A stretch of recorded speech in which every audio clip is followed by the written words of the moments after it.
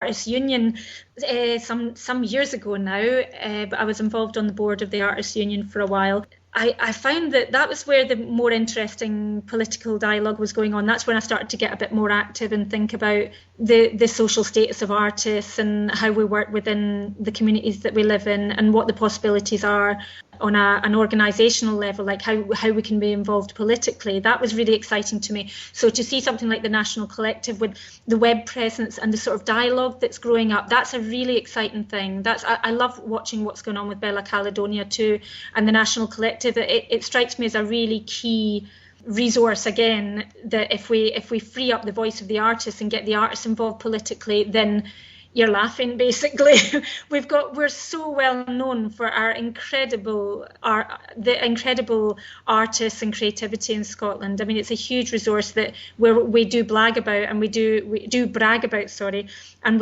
promote in the world. All throughout the world, there are Scottish artists and engineers and writers and musicians, and we're really well known for, even films and so on.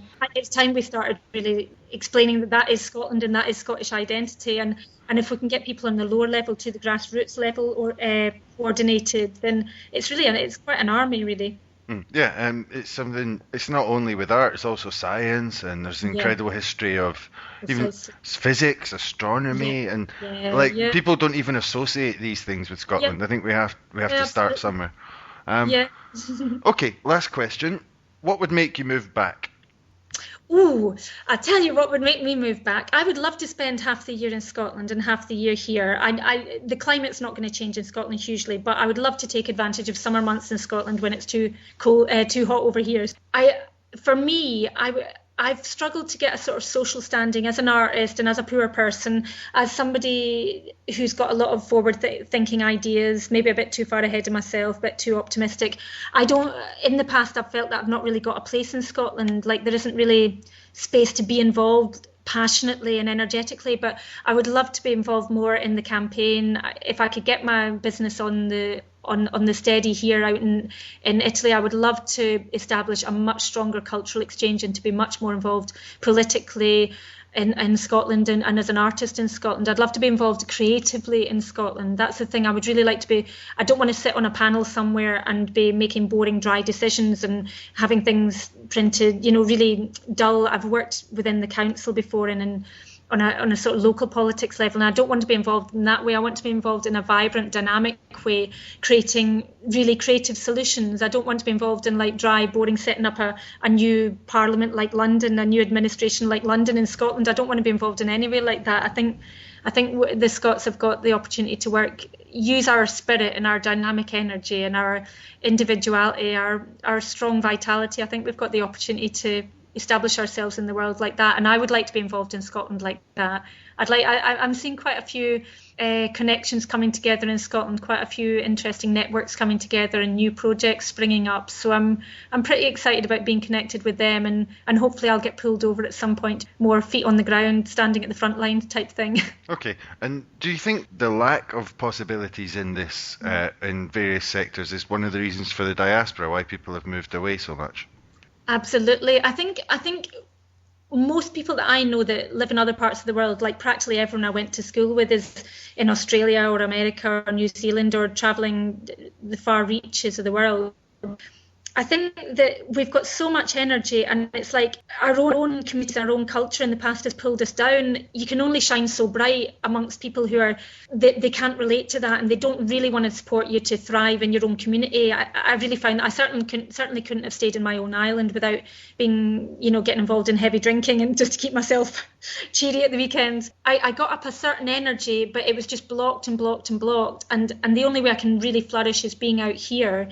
And I would love to be able to take that back and in some way sort of, I feel that that's what most people do. They get their energy up and there isn't the sort of means of, like they can't recharge their batteries, or things aren't, like the ground isn't quite ready for planting or something. But I think that time is coming. I think that people have left because they just can't grow and flourish. Not just economically, I don't mean just literally like in a business sense, you can't get a business off the ground in Scotland, because that is difficult, but I mean energetically, emotionally, spiritually. I think it's hard for people to get beyond a certain point in Scotland. In the past, I think that is changing now. There's lots of people who are really opening up and really becoming vibrant souls, so that's very exciting. It's a very exciting time. Okay, Claire, thanks very much. You're very welcome. So there you go, that was your interview with Clare Galloway. Just a few little things I'd like to say. First is obviously Happy New Year, because I forgot to say it in the intro. Secondly is that, again, we've had a few requests about this, so if it's possible, if one of you would be able to devote some time to transcribing these. A few people who are hard of hearing have expressed real interest in being able to hear it, so that would be something, if someone would be able to help us out, that would be fantastic. Finally, just to say that the For All That podcast will be back next week, and the Scottish Independence podcast will be in the midweeks as usual. That's us for this time, and as usual the guest gets to choose the tune, and this is what Claire chose, and it's called There It Is by Joe Hamilton. Speak to you next time.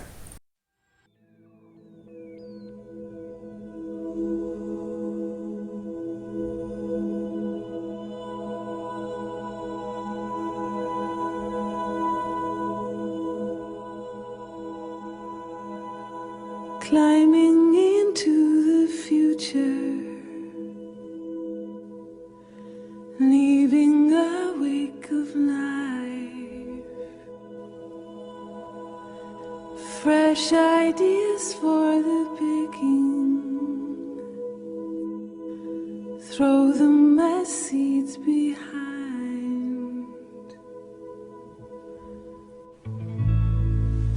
and there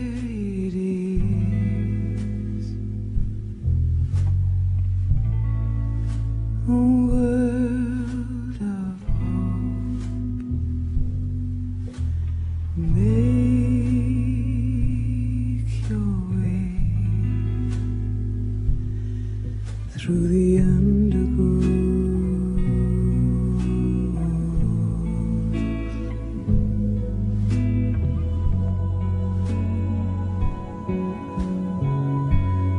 looking ahead, what's round the corner, intriguing adventures all around, leaving the map slightly unmapped, focused but not too tired.